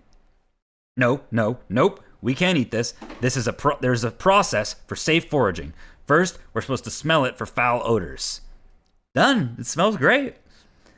Then we're supposed to put it on our skin for one rest. A whole rest? Yes, we need to make sure we don't have a reaction. After that, we can... Forget it. We don't have time for all that. Fid seemed to consider this and decided that it was true. He stuffed the orange fruit into his pocket and gave a nod that he was ready to get back to it. The two friends stood back up and made to resume their journey inward. With a grunt, Fid hopped back onto Leva's hip harness that he had designed so as not to interfere with her floating. He popped his first spare lemon and Leva her first spare berry. Leva double-checked her huge wings and shook her shoulders back and forth to get her gear situated properly. Then she took 2 steps, leapt off of her left foot into the air, and dove into the orange pool below. This layer of rock, solid orange, was far more pleasant to navigate. Leva and Fid could actually see a bit because of the mysterious luminescence it gave off. It was truly a vast expanse of orange, though every so often they would notice the occasional opaque whitish rock. It reminded Leva of the wisps of cloud that you could find tucked in the sky between the suns at home, but only if you really squinted for it. Leva noticed a few creatures that she had never seen before. The closest living thing she could compare them to were Romani worms, but that wasn't quite right. These things were thicker, about the size of her forearm, and see-through. A sort of hinge bisected their bodies, and they seemed to move by splitting in half and then closing back up quickly enough to propel themselves forward. Leva and Fid re-upped on their respective fruits again, though Leva was barely applying any float to them since the pull from the core was actually helping them get where they needed to go. Shortly after, the orange that surrounded them started growing brighter yet, and Leva hoped that this would signal a change in scenery. She could feel the force of Romani starting to waver, and Leva, a bit impatient, went into a tuck to reduce drag. In response, Fid adjusted his semi-slip accordingly so that they were closer to slipped than unslipped. Together, these adjustments more than doubled their speed, and they were rewarded with something new. At their speed, it only lasted a moment. There was another huge cave, or gap, in the rock. They shot through the blank space in an instant, but they had enough time to make out 2 words written on the ground in bright orange. Keep slipping. Leva and Fid exchanged nods and did as the message instructed. They were now hurtling through a new chunk of rock. This section was grainy and red, and it had an almost palpable energy to it. They moved faster and faster. The grains in the rock bled into long streaks as they soared further inward. The actual tug from the center was much less now, but all Leva could think about was how much speed they had gained. Leva wondered if Fid might pass out. She sure hoped not, or the two of them would unslip and crash into the rock they were jetting through. Fid tightened his grip. They were moving at an unthinkable speed now. Then a few things happened in rapid succession. First, the force tugging on their bodies was completely lifted. They continued flying forward, but there was nothing pulling them that way. They were untethered, weightless. Then, as quickly as the weight lifted, it was reapplied in equal measure, but this time it was tugging them back the way they had come. They still drove ahead, but they were being slowed now. Finally, they popped out of the grainy rock into a cave the same size as the one they had just zipped through. They had slowed, but they still moved at a remarkable speed and passed through the cave in a split second and back into the orange vastness. "We made it!" shouted Fid. It clicked for Leva. They had just passed through the middle of Romani and were now moving out the other side. "What do we do now?" Leva shouted back. But her body answered her own question as she noticed it slowing dramatically now. "Nothing!" shouted Fid. "We'll be back there soon!" Eventually, they came to a halt and hung in one spot for a moment. It felt the same as when they paused in the air above the great billion trees before barreling back down to the surface. And in the exact same way, they started falling back the direction they just came from. They picked up speed again and emerged from the orange rock back into the gap between it and the grainy core. As they looked down, they saw another message. Unslip once slow enough to survive. Fid followed the instructions and kept at semi-slipping the two of them. Then they broke through the grainy rock again, felt the tug invert once more, popped back out and into the gap, and re-entered the orange rock above. This time they soared much less far into the orange. They hung at the spot and started diving back toward the core again. The pendulum duo swung back and forth again and again, each time cutting speed, shortening the distance, and reading the messages on the core floor over and over. Keep slipping, then unslip once slow enough to survive. Finally, they moved slowly enough where it was indeed safe to unslip. As they popped into the in-between space where the messages were written, Leva gave a couple flaps of her wings, and the two landed on solid ground and let out a cry of triumph. In the commotion, they barely thought to look around. When they finally did, they saw an impressive-looking cave system with bright orange ceilings and deep red floors. They saw orange fruits completely lining the massive walls, and most notably, they saw nearly a dozen living, breathing billions. Chapter 9, Bila. It's wonderful, beautiful, unlike anything I had imagined. I only wish I had not been alone when I discovered it. All things considered, these billions looked pretty regular. Leva expected to find gaunt, destitute folks, walking skeletons, shells of what they once were. They seemed fine. In fact, some of the youngest ones looked like they could be Aigas, with huge shoulders and bulging muscles. Other than that, the only discernible difference between the two newcomers and their welcoming party was skin color. She wondered if the ones whose skin was about as dark as hers and Fid's were Rygo's most recent victims. Leva vaguely recognized one of the billions, the oldest and palest in the group, who was the first to speak. "You two are the first to have come down here in a pair." A pause. "And the first to come by flight." She studied Leva's wings. "Billion tree leaves. Interesting. And this?" Looking at the harness Fid had built. "This is quite something. I have dreamt of flying for a long time. How wonderful." Leva didn't know how to react. She was expecting a more excited and less inquisitive welcome. We're here to rescue you," said Leva with an assuring nod from Fid. "Oh, a rescue! Thank you very much," said the eldest billion, whimsically, but without skepticism. "I am eager to hear your plan. Let us walk. I'll show you around our humble cave, and you can tell me how on Romani you found your way here." The billion gestured Fid and Leva over, who put down their gear and followed instinctively. They made to take a step and nearly tripped over themselves. Walking around down here was easier? There was so much less tethering them to the ground than on the surface. Leva and Fid adjusted their gait, found their footing, and made their way over to the eldest billion. Once they were eye to eye, so to speak, with her, it was clear how small she was. Each of them stood a full head higher than she. Despite her small stature, the billion exuded leadership, wisdom, and, perhaps above all, intelligence. The others clearly looked to her for guidance and trusted whatever assessments she would make about Fid and Leva. There was no protest as the three went on a private tour of the cave. "Before we begin, what are your names?" I'm Leva. And I'm Fid. The eldest Billion turned to them and studied their faces, and not their inventions, for the first time. Of course Miva's younger made it down here. You have her curiosity, and her resolve. Turning to Fid. I am a bit surprised to find you here. You don't take after your elder much, do you, Fid? Well, Gid and I... Fid has Gid's brains. I'm not sure where he got that courage, though, Leva interrupted, elbowing Fid playfully. The Billion, whose name Leva thought she might know by now, smiled. Are you Kua? Leva asked. Nodding. It's nice to meet you both. She nudged the two forward, signaling the formal start of the tour. We call this place Bila.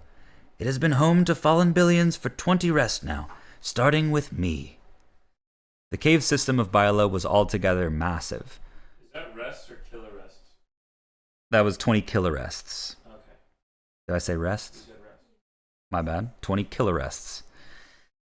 The cave system of Bila was altogether massive. Kua led them through the main drag, glossing by countless offshoots, some of which were pitch black, others bright orange and shiny. On the group's left were chute entrances, on the right, chute exits. As Leva started to wonder where they led, she heard a commotion coming from the right. A few thuds preceded a loud whoop, and a particularly beefy-looking Bilan Younger spilled out from one of the chutes at the group's feet, giggling. Watch this, she said, and disappeared around a corner. Leva and Fid looked around. Kua stared into space pleasantly.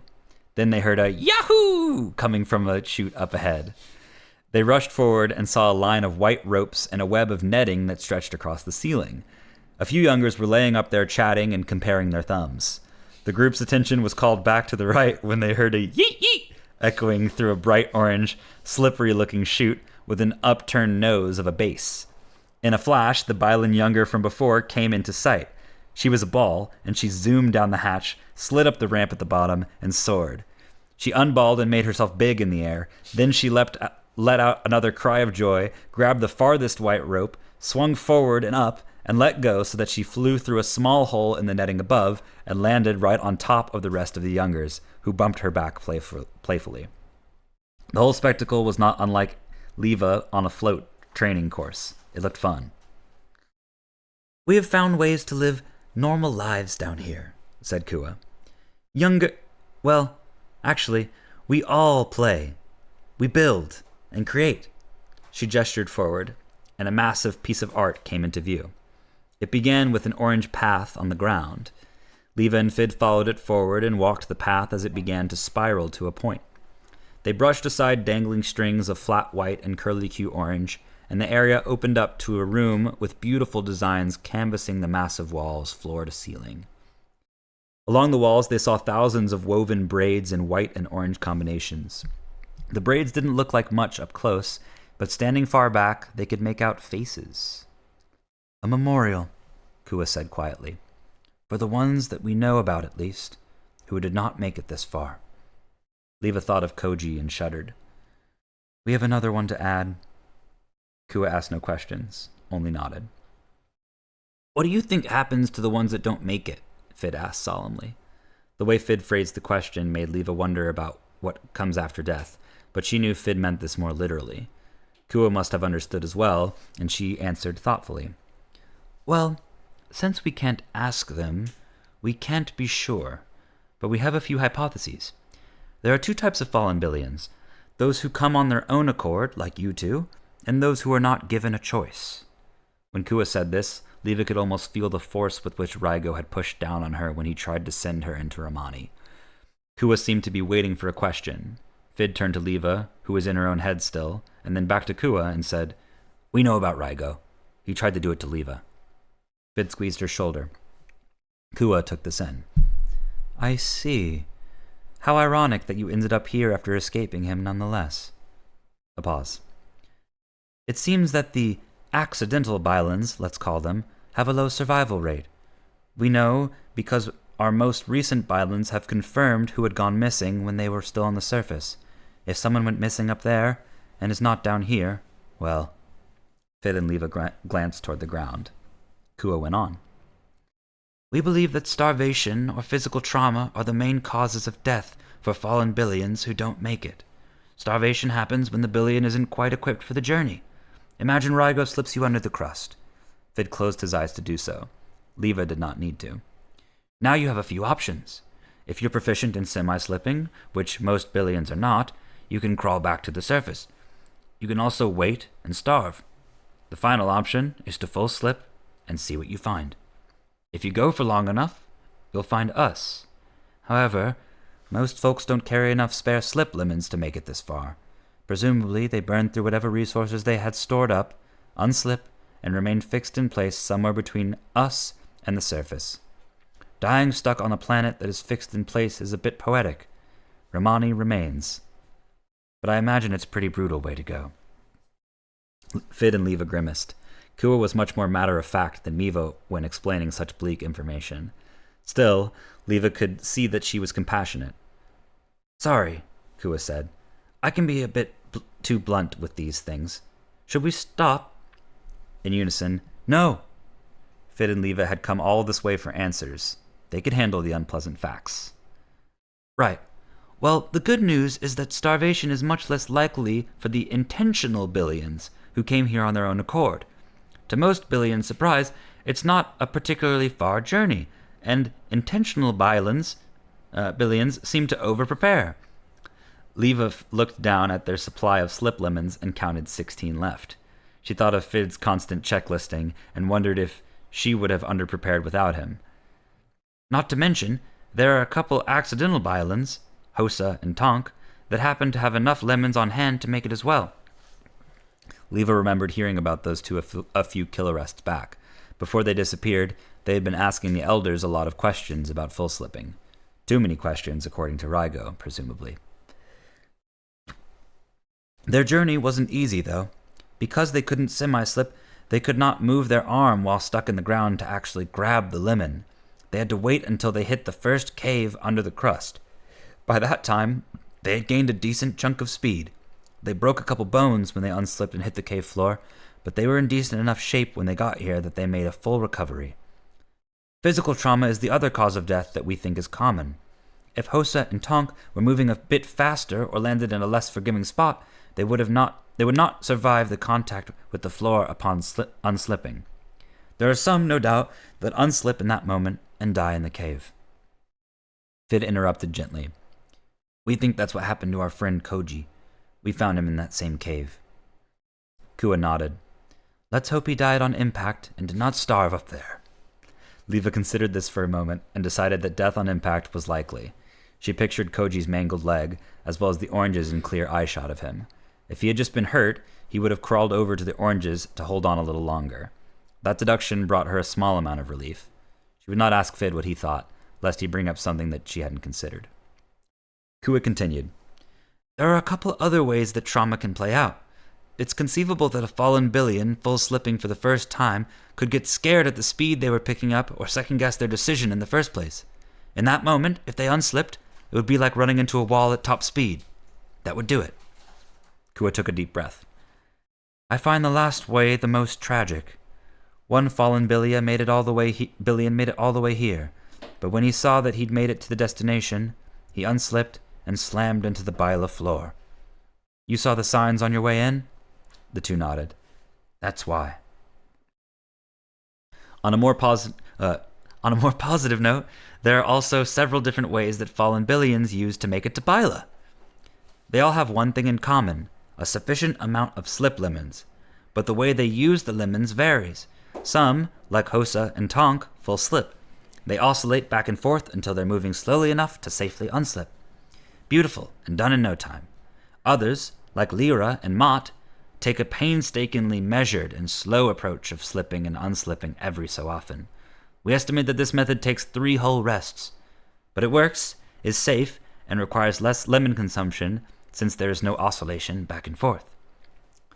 Kua was quite cheery now for someone that had just covered various causes of death. Well, that's enough for now. Let me keep showing you around. As the group continued to make their way through, the ceiling waxed and waned, but it never fell short of anything less than 50 fids tall. In particularly cavernous areas, Kua's voice echoed, humming gently between the walls, which were lined by orange fruits throughout. The fruit started at roughly 5 fids up and continued all the way to the bright orange ceiling. Fid pointed and asked a question that he probably knew the answer to already.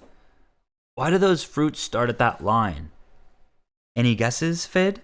Said Kua in a remarkably Miva-ish way. Leva wondered if Kua ever taught young Billions. Did you pick them? Asked Fid. Kua nodded. Those orange fruits are the reason we have survived here for so long. We ate the ones within reach first. How do you get the ones out of reach? Fid asked. Kua beamed back toward Fid. Care to guess? Fid was clearly having a great time playing this conjecture game with Kua. Leva found the two brainiacs a little annoying. Why does everything have to be a quiz? She held her tongue and let the two have their fun. Fid walked over and pressed his hand against the wall. Maybe something like this. He took a few steps back, charged at the wall, and attempted to run up it and grab the lowest hanging fruit. He fell a solid 3 fids short. Nothing from Kua. No, that can't be it, Fid muttered to himself, pacing.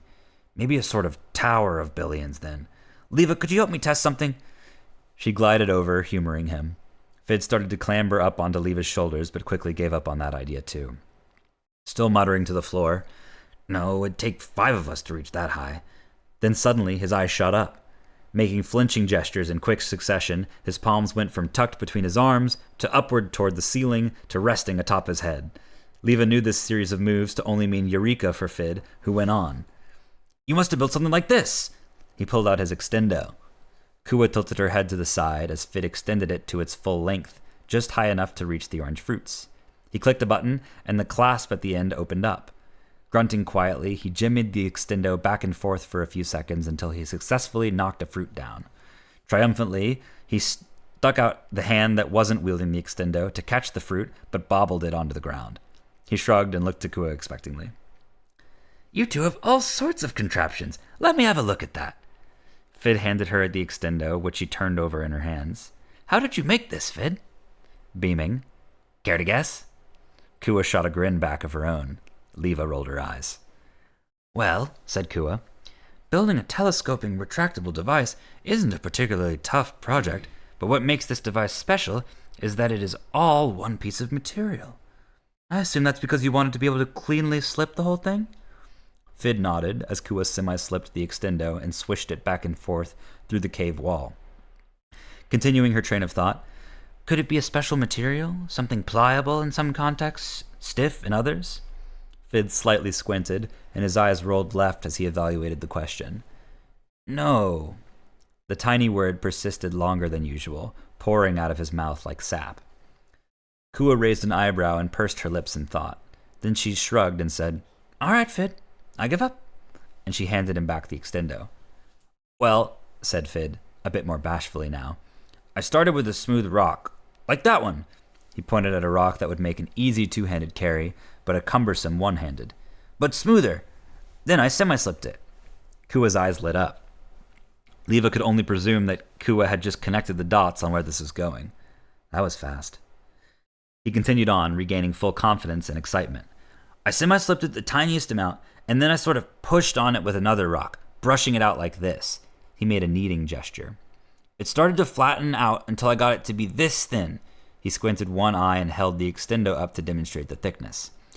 Once the sheet of rock was the length of the fully extended extendo, I rolled it onto itself to make a long tube. I wanted it to be portable though, so I cut it into sections and made each one slightly less wide than the one before it. Then I kind of rolled the tip of each new chunk on itself to get it to be a little narrower than the rest of the piece, but a little wider than the piece after it. He held out his hands, palms down, and moved them back and forth to demonstrate the motion. And then I just put all the sections together, starting with the biggest one as the base and putting the next biggest one through the bottom of it. The top of each piece is small enough to pass through the one before it, and the bottom is big enough to catch. The last thing I needed was a cap to prevent all the pieces from falling out the bottom, and that was it. The first extendo, I think. He flung the extendo out, and Leva watched closer as each piece extended out from the previous one. It was actually pretty cool. Kua was flabbergasted. Such a simple-looking tool, derived from such a brilliant technique. Brilliant. The word echoed in Leva's head, and it renewed her appreciation of Fid. Kua, the greatest mind in Billion history, was blown away by Fid's creation. To Leva, it was perfectly ordinary for Fid to invent something like this, but to anyone else, this was absolutely extraordinary. He was the first to use semi-slipping to permanently change the very shape of something. Fid, who was just 6 kilorests, had invented an entirely new craft. "I can't wait to learn about your other inventions, you two, and to show you some of mine," said Kua. Leva thought back to the drawings, blueprints, and messy notes posted all around the room dedicated to Kua that Rygo had essentially tried to kill her in. Then she realized it. Rygo must have done the same thing to Kua herself. That room wasn't dedicated to her. It wasn't an homage to Kua's work with Rygo. It was a trophy of Rygo's final work of Kua. "Kua," she said, "can you tell us about Rygo?" Kua spoke slowly and deliberately, chewing on each of the words that came out of her mouth. "Yes, I can tell you about Rygo." Then she flipped a switch and was cheery and intellectual again. "And I will, I promise. But you still don't know how he picked these fruits." Turning to Fid, "We don't have extendos down here." Calling out now, "Jua, can you come out to..."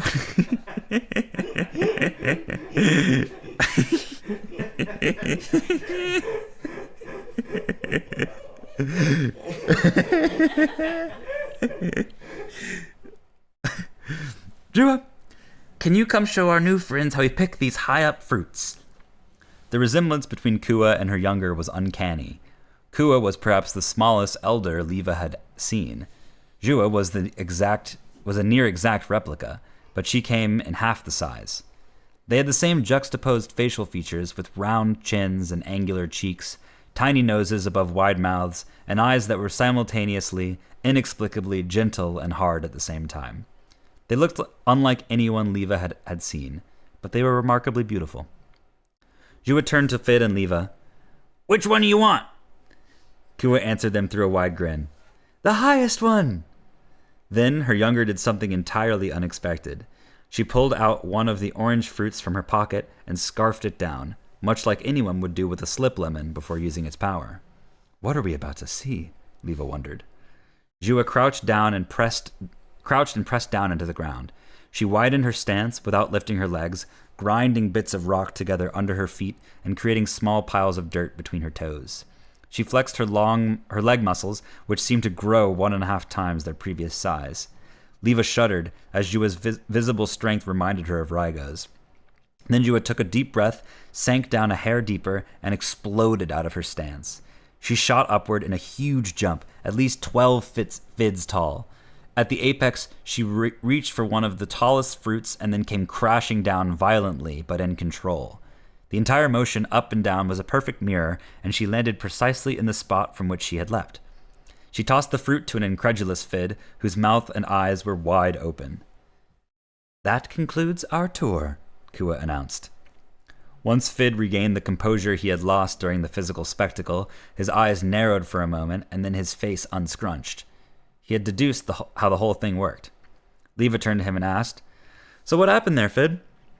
Amused that Leva could tell he had already deduced how the whole thing worked, Fid explained, "Well, I think that we have all the necessary information for this from what we know about floatberries." "Cool! A new fruit!" exclaimed Leva. "Is it weightlessness like floatberries, or..." Kua cocked her head to the side. Fid went on. "This orange fruit must follow the same rules, just with different powers." Turning to the side, Kua would have eaten the orange fruits in the 30 rests before turning 15 kilorests, probably knowing nothing about their abilities. Then at 30, Kua had Jua, who could tap into the orange fruit's power. I bet there are other youngers here with the same abilities too. Any younger who came into being inside Romani would be able to use the orange fruit that their elder had eaten. Any elder down here could not, but they could slip. Kua let him finish and then asked a question. "Sorry, floatberries?" Leva and Fid explained and exchanged fruits with Kua. As Leva and Fid inspected the new one, Kua provided some detail. "This fruit bestows extraordinary strength upon its user. I call them macho mang..." "But it's clearly a satsuma," Jua cut in. "So everyone else just calls them sumos for short." Leva didn't know what a mango or a satsuma was. She wondered how Jua possibly could. Maybe it was just some younger elder defiance, but that was neither here nor there. Kua continued, "Yes, sumos, in exaggerated air quotes, are the lifeblood of Bila. All of us have survived off of them, and Bilan Youngers have successfully harnessed their powers to build up our small domain. We use them for just about everything. The juice of the sumo makes excellent ink. The white pith, when woven together, makes excellent rope. It can be a tool, a material for art, or a net to play or sleep on. The sumo peel has cool properties too. If you rub it together, it becomes incredibly slippery. We've lined some of the chutes with it. That helps us get around quickly. It's also just really fun." Leva was decidedly impressed by the resourcefulness of Kua and the Bylans. She wanted to stay for a while, and she could see that Fid did too. There was so much to explore down here, and so much to learn from Kua. But the longer they stayed, the more likely it was that Rygo would strike again. What if he came for Miva and Pava next? "Kua, what you've built here is amazing. Is it going to be hard for you to leave?" Kua smiled. You really are Miva's younger. So perceptive. I suppose I've dodged the subject for long enough. Yes, truth be told, I don't want to go. But I owe it to the Bylans. You have a plan? Let's hear it." Stumbling over his words a bit, Fid muttered, "Well, this was mostly an exploring type mission. I figured we should figure out what was down here first and then come up with a plan to get you out." Kua nodded. "You two can leave the same way you came. That is good. Leva, can you come back for us after that, one at a time?" "Yes, of course," Leva replied. "Well, Fid interrupted. Leva could bring some of the Bylans back, but there are a couple limitations. First, she can only float the same amount of weight that she weighs, so basically that means she can only bring Bylans who are smaller than she is. Maybe if they're a little bigger, she could still do it, but if the difference in their weight is substantial, she won't be able to fly." At this, Kua took out some sort of writing instrument and sketched the names of all of the Bylans onto the cave wall in bright orange. Elders: Kua, Hosa, Tonk, Lyra, Mott. Youngers: Jua, Gosa, Sonk, Kyra. She scratched off Hosa, Tonk, Sonk, Lyra, and Mott. Leva presumed that the rest were her size or smaller. Leva picked up where Fid had left off. "I also need my passenger to be able to semi-slip. I can float them or slip them, but I can't do both to someone else at the same time." Kua crossed off the rest of the Youngers, as they cannot slip. That left just Kua herself. Leva could tell what she was thinking. There was no way Kua would leave her people down here alone. Kua crossed herself off the list and crossed her arms. "Not without every single Bylan with me." Leva and Fid did not protest. Instead, Fid moved on to other ideas. "Kua, is there a way we could use the sumos somehow?" "I have considered this before. The Youngers are so strong that conceivably they could jump their way out of Romani. Similar to the approach that you two took, they could pair with the Elders, who would semi-slip them as they traveled." "That's perfect," Leva interrupted. "I'm afraid not, Lev," said Kua. "Yes, the Elders here should be able to semi-slip. We've been practicing with the, 1.5 lemons we collectively possess. 1.5 lemons is not enough to get us out of here."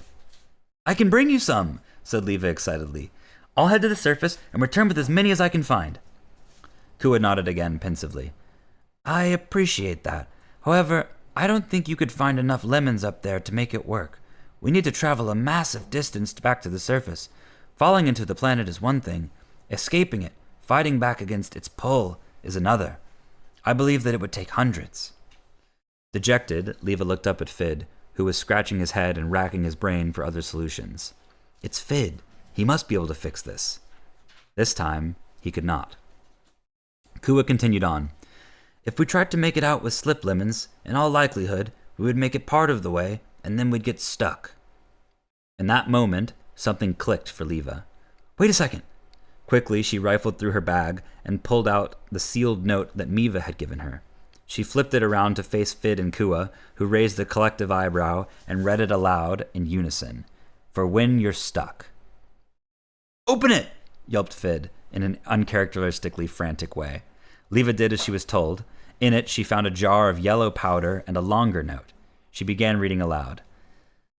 Leva, I'm not sure I can adequately express how proud. Her cheeks flushed. We don't need to read this whole thing. Scanning the note. Let's see. Fid swiped it from her hand and took over. Yes, we do. Clearing his throat. Leva, I'm not sure I can adequately express how proud I am of you, and of your best friend Fid. Does it really say that? Leva asked. I took a creative liberty, Fid responded through a grin. It is true. Silently, Leva agreed. She let him go on. How proud I am of you, and of your best friend Fid. You are the most courageous and curious Billion I know. Generations of us had not dared ask the questions that you and Fid did. Turning to the group. That time I was actually in there. Bringing his attention back to the note. The questions that you and Fid did. If you're reading this, you might need some help. I wish I was there to actually lend a hand, but this will have to do. The small jar here is filled with lemon dust. It's something that Gid and I have been working on and collecting for years. It turns out the most potent part of the lemon is its rind. It doesn't taste great, but it's worth it. This dust is comprised of shaved rind from hundreds of lemons. Eating all of it would be like popping 1,000 slip lemons. In case you underpack and run out of slip lemons, this should get you back home. Please come home. Miva. Kua, Fid, and Leva sat still for a few moments. To Leva's surprise, it was Kua who broke the silence. This might just work. Thank you so much for listening to the first 9 chapters of Slip. This is Leva, Fid, Kua, Pava, Miva, Jua, and Rygo.